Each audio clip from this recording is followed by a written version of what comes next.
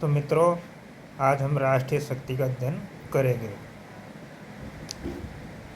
राष्ट्रीय शक्ति अंतर्राष्ट्रीय व्यवहार को समझने व उसकी व्याख्या करने का मूल आधार है। तो नेशनल पावर क्या है? नेशनल पावर है राष्ट्रीय शक्ति अंतर्राष्ट्रीय व्यवहार को समझने व उसकी व्याख्या करने का आधार है। मतलब कोई भी देश के वही अंतर्राष्ट्रीय शक्ति कते गए वह समझने को मूल आधार है। क्या है? राष्ट्रीय शक्ति। अब राष्ट्रीय शक्ति का अर्थ क्या है? राष्ट्रीय शक्ति किसी राष्ट्र की वह क्षमता है जिसके माध्यम से वह दूसरों राष्ट्रों के कार्यों, व्यवहार व नीतियों को अपनी इच्छा व हित के अनुसार निर्देशित व नियंत्रित करता है। मतलब मार्गेन थाउ जो है ना, यह बोलता है कि राष्ट्रीय शक्ति किसी राष्ट्र की वह क्षमता है जिसके माध्यम से वह दूसरे राष्ट्रों के कार्यों, व्यवहार व नीतियों को अपनी इच्छा व हित के अनुसार निर्देशित व नियंत्रित करता है। मतलब मार्गेन थाउ कहता है कि जैसे भारत है ना, जैसे पाकिस्तान की सैन्य शक्ति, उसके व्यवहार व नीति को अगर खुद के कंट्रोल में रख और उनको नियंत्रित करके अपने अनुसार चलाए ना, वह है राष्ट्रीय शक्ति। ये किसने कहा? मार्गेन थाउ ने कहा। ठीक है दोस्तों, शक्ति बल की समानार्थी है और किसी प्रस्तुत कार्य के निष्पादन की दिशा में किसी राष्ट्र के पास उपलब्ध बल के रूप में इसकी परिभाषा की जा सकती है। मतलब सीधा सी है कि शक्ति बल की समानार्थी है। शक्ति है ना, जो बल की समानार्थी है और किसी प्रस्तुत कार्य के निष्पादन की दिशा में किसी राष्ट्र के पास उपलब्ध बल के रूप में इसकी परिभाषा की जा सकती है। यानी किसी राष्ट्र के पास जो उपलब्ध शक्ति है ना, बल के रूप में, उसको परिभाषित की जा सकती है। ध्यान रहे, शक्ति साधनों की समानार्थी नहीं है। मतलब शक्ति है ना, बल की समानार्थी है, लेकिन साधनों की साध्यों की समानार्थी नहीं है। इसके अतिरिक्त साधनों या उन मार्गों की समानार्थी नहीं है जिससे साध्यों को प्राप्त किया जा सके। यह बल को उपलब्ध कराती है जिससे साधन सफल होते हैं, चाहे वे सैनिक, आर्थिक, राजनीतिक या मनोवैज्ञानिक हो। ये किसने कहा? E.B. हास एवं A.S. वाइटिंग ने कहा था। क्या कहा था? कि शक्ति वह है जो बल की समानार्थी है और साध्यों की समानार्थी नहीं है। यह साधनों में उन मार्गों की समानार्थी नहीं है जिससे साध्यों को प्राप्त किया जा सके। बल को उपलब्ध कराती है शक्ति जिससे साधन सफल होते हैं, चाहे वे सैनिक, आर्थिक, राजनीतिक या मनोवैज्ञानिक हो। मतलब कोई सैनिक, आर्थिक, राजनीतिक कोई सा भी साधन हो, ये अपने बल के माध्यम से सफल करवाती है। ये किसने कहा था? E.B. हास एवं A.S. वाइटिंग ने कहा था। ठीक है, शक्ति एक जटिल बहुआयामी अवधारणा है। आमतौर पर शक्ति को सामर्थ्य या क्षमता के रूप में परिभाषित किया जाता है। शक्ति एक जटिल वह बहुआयामी अवधारणा है। आमतौर पर शक्ति को सामर्थ्य या क्षमता पावर एंड सामर्थ्य या क्षमता के रूप में परिभाषित किया जाता है। दूसरे को नियंत्रित करने और उनसे अपना मनचाहा व्यवहार करने या अनचाहा व्यवहार रोकने की क्षमता या सामर्थ्य ही शक्ति है।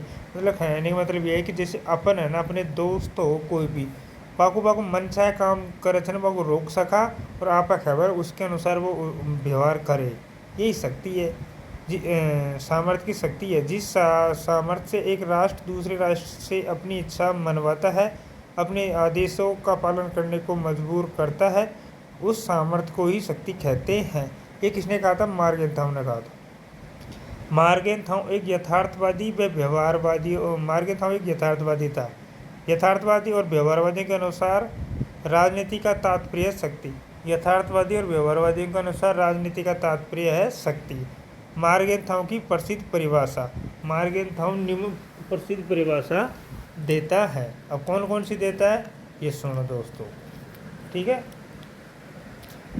मार्गेंथाउ की प्रसिद्ध परिभाषा है कि शक्ति अंतर्राष्ट्रीय राजनीति का केंद्र बिंदु है। कि भाई के शक्ति है ना जो अंतर्राष्ट्रीय राजनीति का केंद्र बिंदु है। कैसे? जैसे इस समय सबसे ज़्यादा शक्ति कौन सी कंट्री के पास है? यूएसए के पास है। तो वह अंतर्राष्ट्रीय राजनीति का केंद्र बिंदु है। तो मतलब केंद्र बिंदु बाह्य, उसके इर्द गिर्द ही शक्ति मतलब अलग अलग देश और उसका साथ चाहते हैं अपने अपना। मतलब जैसे भारत है, भारत चाहता है कि मैं अमेरिका मेरे को सपोर्ट करे। क्यों? क्योंकि वो शक्तिशाली है। तो मार्गेंथाउ कहता है कि शक्ति अंतर्राष्ट्रीय राजनीति का केंद्र बिंदु है। ये परिभाषा किसने दी? मार्गेंथाउ ने दी। दूसरी परिभाषा क्या दी? शक्ति साधन भी है वह साध्य भी है। कहता है कि शक्ति न साधन भी है वह साध्य भी है। मतलब शक्ति का प्रयोग करा तो वह साधन भी है और मतलब साधन है और वह साध्य भी है। मतलब पावरफुल देश कहला रहे वह साध्य भी है। ये किसने कहा? मार्गेंथाउ ने कहा था। अंतर्राष्ट्रीय राजनीति का अंतिम उद्देश्य चाहे कुछ भी हो, तात्कालीन उद्देश्य शक्ति प्राप्त करना ही है। भाई अंतर्राष्ट्रीय राजनीति में आदमी एक दूसरे से देशों से समझौता संबंध स्थापित करके अपने को शक्तिशाली बनाने के लिए ही तो वो ये समझौते करते हैं। इसलिए अंतर्राष्ट्रीय राजनीति का अंतिम उद्देश्य चाहे कुछ भी हो, लेकिन कुछ भी हो तात्कालीन उद्देश्य शक्ति प्राप्त करना ही है। सबको शक्ति चाहिए। हर प्रकार की राजनीति चाहे वह घरेलू हो या अंतर्राष्ट्रीय, शक्ति संघर्ष की प्रक्रिया। देखो हर प्रकार की राजनीति चाहे देश के अंदर हो या एक दो देशों के मध्य, सब शक्ति संघर्ष की एक प्रक्रिया है। तो हर प्रकार की राजनीति चाहे वह घरेलू हो या अंतर्राष्ट्रीय, शक्ति संघर्ष की एक प्रक्रिया है। वह एक संघर्ष की प्रक्रिया है। तो यथार्थवादी हमेशा संघर्ष पर बल देते हैं। अब आगे मार्गेंथाउ के बाद वहाँ केनेथ वाल्टर्स कहता है शक्ति साध्य रूपी सुरक्षा को प्राप्त करने का एक साधन है। Power is a means to an end the end being security. मतलब शक्ति है ना जो सुरक्षा प्राप्त करने का साधन है। मतलब जो शक्तिशाली हो वो अपना आप सुरक्षित हो कि बाग ऊपर बस कोई छेड़छाड़ को कर सके, तो शक्तिशाली जैसु। ये किसने कहा? केनेथ वाल्टर्स ने कहा था। होब्स क्या कहता है? होब्स ने कहा था कि शक्ति की इच्छा मानव की अविच्छिन्न वह अनवरत इच्छा है जिसका अंत मृत्यु में होता है। होब्स भी ये कहता है कि भाई सब इंसान ही शक्तिशाली बनना चाहता है। मानव की यह इच्छा ही होती है कि वह हमेशा संपूर्ण रहे, शक्तिशाली रहे, जिसका अंत मृत्यु में होता है। जोसेफ नाय ने शक्ति को प्यार यानी लव के साथ जोड़ा। जोसेफ नाय ने शक्ति को प्यार यानी लव के साथ जोड़ा। प्यार को महसूस किया जा सकता है, परिभाषित नहीं। जोसेफ नाय कहता है कि जोसेफ नाय ने शक्ति को लव के साथ जोड़ा और कहा कि प्यार को महसूस किया जा सकता है, परिभाषित नहीं। अब आगे संवर्धन बर्गर। तो बर्गर जी कहते हैं, संवर्धन बर्गर कहता है कि यह राष्ट्र की वह क्षमता है जो दूसरों से उसकी इच्छा के विरुद्ध कार्य करा सके। बर्गर भाई कह रहे कि यह राष्ट्र की इच्छा होती है कि वह दूसरों से यानी अन्य राष्ट्रों से उसकी जो इच्छा है ना उसके विरुद्ध कार्य करा सके। मतलब मार्गेंथाउ ने भी यही कहा था। मतलब मैं हूँ, मेरे दोस्त की जो इच्छा है उसको मैं उससे मना करके उसी इच्छा को जो उसकी इच्छा है उसके विपरीत मेरी इच्छा से कार्य करा सकूँ, वही शक्ति है। ये किसने कहा था? बर्गर ने कहा था। किसने कहा? संवर्धन बर्गर ने कहा था। क्या कहा था? कि यह राष्ट्र की वह क्षमता है जो दूसरों से उसकी इच्छा के विरुद्ध कार्य करा सके। ठीक है। फिर आगे एरिक कॉम्पमैन। कौन आ गया? एरिक कॉम्पमैन कहता है शक्ति के संदर्भ में किसी राष्ट्र के 3 लक्ष्य होते हैं। एरिक कॉम्पमैन कहता है कि शक्ति के संदर्भ में किसी राष्ट्र के 3 लक्ष्य होते हैं। वही कोई भी राष्ट्र है ना जिस शक्ति के संदर्भ में 3 लक्ष्य रखे। कहीं शक्ति का संचय करता है, शक्ति का प्रसार करता है और शक्ति प्रदर्शन करता है। मतलब पहला शक्ति को संचय करा, वो इकट्ठी रखा है, फिर शक्ति को टाइम टाइम पे उसको दिखाता रहता है कि मेरे पास ये शक्ति है, प्रसार करता रहता है, ठीक है। फिर शक्ति प्रदर्शन या दिखाता रहता है, एनोमिक प्रदर्शन करता रहता है। ये किसने कहा था? एरिक कॉफमैन ने कहा था। तो एरिक कॉफमैन ने शक्ति के 3 प्रकार बताए थे। कौन कौन से? शक्ति संचय, शक्ति प्रसार, शक्ति प्रदर्शन, ठीक है। अर्नोल्ड वुल्फर्स, कौन? अर्नोल्ड वुल्फर्स कहता है कि शक्ति राजनीति है। शक्ति राजनीति यानी धमकियों द्वारा नियंत्रण व प्रभाव राजनीति यानी अनुनय या पुरस्कार द्वारा नियंत्रण। प्रभाव राजनीति यानी अनुनय या पुरस्कार द्वारा नियंत्रण में अंतर करते हैं। अर्नोल्ड वुल्फर्स शक्ति राजनीति वह प्रभाव राजनीति में अंतर करते हैं। शक्ति राजनीति और प्रभाव राजनीति में अंतर करते हैं। अर्नोल्ड वुल्फर्स क्या कहते हैं? अर्नोल्ड वुल्फर्स कहता है कि शक्ति राजनीति वह है जो धमकी दे, जैसे शक्ति राजनीति वह है कि मैं मेरे दोस्त को धमकी दूँ कि तू ये काम मत कर, अगर मैं मेरे दोस्त को धमकी दूँ कि तू ये काम मत कर, यह है शक्ति राजनीति। और प्रभाव राजनीति क्या है? अनुनय या पुरस्कार द्वारा नियंत्रण। उसको अनुनय बिना, मतलब उसके सामने गिड़गिड़ाना, रीराना, अपने गाँव की भाषा में कहते हैं। अनुनय विनय करके पुरस्कार द्वारा उनको कुछ पुरस्कार देके कार्य करवाना, यह है प्रभाव राजनीति। ये किसने कहा था? अर्नोल्ड वुल्फर्स ने कहा था। शक्ति प्रदर्शन की अस्पष्टता के कारण शक्ति प्रदर्शन की अस्पष्टता के कारण विलियम राइकर शक्ति सांप्रदाय की अस्पष्टता के कारण विलियम राइकर वह स्प्राउट इसे अंतर्राष्ट्रीय राजनीति के अध्ययन क्षेत्र से बाहर निकालना चाहते हैं। देखिए, शक्ति सांप्रदाय की अस्पष्टता के कारण, इस शक्ति की कोई स्पष्टता है, कोई प्रतिशत में कौन नाप सका आप शक्ति को।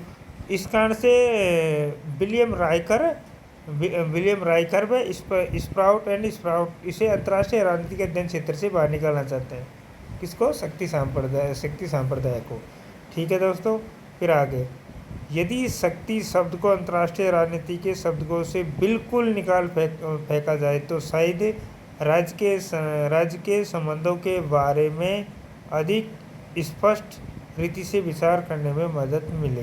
ये किसने कहा था? हेराल्ड स्प्राउट और मार्गरेट स्प्राउट और स्प्राउट ने कहा था। ऊपर भी उसने कहा था कि शक्ति सांप्रदाय की अस्पष्टता के कारण, भाई शक्ति को स्पष्टता कौन है? तो विलियम राइकर और स्प्राउट ने कहा कि अंतर्राष्ट्रीय राजनीति के क्षेत्र से बाहर निकाल दो। ये इसमें भी यही कह रहा है, इसकी परिभाषा कि यदि शक्ति शब्द को अंतर्राष्ट्रीय राजनीति के शब्दों से बिल्कुल निकाल फेंका जाए तो शायद इन राज्यों के संबंधों के बारे में अधिक स्पष्ट रीति से विचार करने में मदद मिलेगी। तो भाई इनको यह शक्ति शब्द निकाल देते, इन राज्यों के संबंध है ना, संबंधों में अधिक स्पष्ट रूप से उनके रीति से विचार करने में मदद मिलेगी। किसने कहा? स्प्राउट ने कहा था। हेराल्ड स्प्राउट व मार्गरेट स्प्राउट ने कहा था। अब शक्ति के 2 लक्ष्य होते हैं। कौन कौन से लक्ष्य होते हैं? आत्मरक्षा यानी खुद की रक्षा, और प्रभाव विस्तार यानी खुद को विस्तार करना। पहला तो खुद की रक्षा करो, फिर अपना प्रभाव चारों तरफ फैलाओ। ये शक्ति के लक्ष्य कितने? 2। शक्ति की विशेषता क्या होती है? शक्ति की विशेषताएं, पहली, अस्थायी चरित्र में गतिशील है, आज शक्तिशाली कल कमजोर। उदाहरण यूएसआर। ठीक, शक्ति की विशेषता यह है कि शक्ति तो हमेशा चलती रहती है, कभी कम कभी ज़्यादा, कभी कौन सा देश पावरफुल आ जाता है तो कभी कौन सा देश हो जाता है। तो पहले जैसे यूएसएसआर था वो शक्तिशाली था, लेकिन 1991 में उसका विघटन हो गया तो वे उसकी शक्ति कमज़ोर पड़ गई। ठीक है दोस्तों, तो अस्थायी चरित्र में गतिशीलता, आज शक्तिशाली कल कमज़ोर। उदाहरण है यूएसएसआर। दूसरी, सापेक्षता व तुलनात्मक स्वरूप, यानी शक्ति की सापेक्षता में तुलनात्मक स्वरूप की जाती है। मतलब भाई कौन सा देश को शक्तिशाली है, कौन सा कमज़ोर हो गया, ये सापेक्षता और तुलना की जाती है। शक्ति की दृष्टि से राष्ट्रों में असमानता, भाई शक्ति की दृष्टि से राष्ट्रों में असमानता पाई जाती है। अमेरिका सबसे ज़्यादा पावरफुल, जिसके बाद में चाइना, रूस को एक जगह रख सकते हैं अपन। तीसरे नंबर पर जैसे हम भारत को भी ले सकते हैं, यूरोपीय कंट्री है उनको ले सकते हैं। तो शक्ति की दृष्टि से राष्ट्रों में असमता पाई जाती है। कई तत्वों का योग, भाई शक्ति है ना, कई तत्वों का योग जैसे सैनिक शक्ति, आर्थिक, मनोबल आदि मिलकर शक्ति का निर्धारण करते हैं। भाई किसी कोई सेना से तो मजबूत है लेकिन आर्थिक स्थिति से कमज़ोर है, कोई मनोबल से तो खूब है उनमें लेकिन उसके पास पैसा पानी नहीं है लड़ने के लिए या हथियार खरीदने के लिए। ठीक है दोस्तों, फिर है राष्ट्रीय शक्ति का सही मूल्यांकन कठिन। मतलब राष्ट्रीय शक्ति का सही मूल्यांकन करना कठिन है। युद्ध से ही निश्चय होता है, युद्ध से निश्चित होता है जो देश हारेगा वो कमज़ोर, जो जीतेगा जो पावरफुल। ठीक है दोस्तों, इसका सही मूल्यांकन करना कठिन है। शक्ति का स्वरूप मनोवैज्ञानिक होता है। शक्ति का स्वरूप मनोवैज्ञानिक होता है। कैसा होता है? मनोवैज्ञानिक होता है। शक्ति को प्रयोग में लाने की विधियाँ। शक्ति को अगर अपन प्रयोग में लाया जाए 3 विधि है। पहले मतलब 4 विधि है, साम, दाम, दंड और भेद। पहला समझाना, यानी सबसे सुगम में प्राथमिक तत्व। कूटनीति, डिप्लोमेसी, अनुनय मतलब अनुनय करो, समझाना। यह है शक्ति के 4 प्रयोग। कौन से? पहला समझाना, किसी को समझाकर अपने कार्य करवाना। दूसरा प्रलोभन, यानी आर्थिक, राजनीतिक, भौतिक सहायता। दूसरा प्रलोभन यानी लोभ लालच दे के, जैसे आर्थिक राजनीति को लोभ लालच दे दियो, आर्थिक को दे दियो, राजनीति को दे दियो, भौतिक सहायता कर दी, तो इसे प्रलोभन देकर उसको शक्ति को प्रयोग कर उसको अपने पक्ष में लाना। तीसरा दंड, दंड यानी पनिशमेंट या धमकी देना उसको। चौथा है बल, फोर्स। अंतिम तरीका ये साधन है युद्ध। अंतिम तरीका युद्ध करके उसको अपने हरा के उसको कंट्रोल में लाना। इसके 4 प्रकार। तो शक्ति को प्रयोग में लाने की 4 विधि है, श्याम, दाम, दंड, भेद। यानी समझाना, प्रलोभन देना, दंड देना, बल देना। राष्ट्रीय शक्ति को उपयोग में लाने की विधियाँ। फिर राष्ट्रीय शक्ति को उपयोग में लाने की विधियाँ, इसकी 3 विधि है। कौन कौन सी? पहला कूटनीति, दूसरा सैन्य शक्ति का उपयोग, तीसरा आर्थिक साधनों का उपयोग। पर इसमें शासन कला नहीं आती। भाई राष्ट्रीय शक्ति को उपयोग में लाने की 3 विधि। कैसी? पहले कूटनीति से राष्ट्रीय शक्ति को उपयोग में ला सकते हैं, सैन्य शक्ति का उपयोग करके ला सकते हैं, आर्थिक साधनों का उपयोग करके इसको ला सकते हैं। इसमें कला है, इसमें शासन कला नहीं आती। किसमें? राष्ट्रीय शक्ति में। इसमें क्या क्या आती है? कूटनीति, सैन्य शक्ति का उपयोग और आर्थिक साधनों का उपयोग आते हैं। शक्ति मूल्यांकन में भूले 3 भूले मार्गे था। 3 भूले मतलब शक्ति का मूल्यांकन करवा में 3 भूले बताई। किसने बताई? मार्गे था ने बताई। क्या क्या बताई?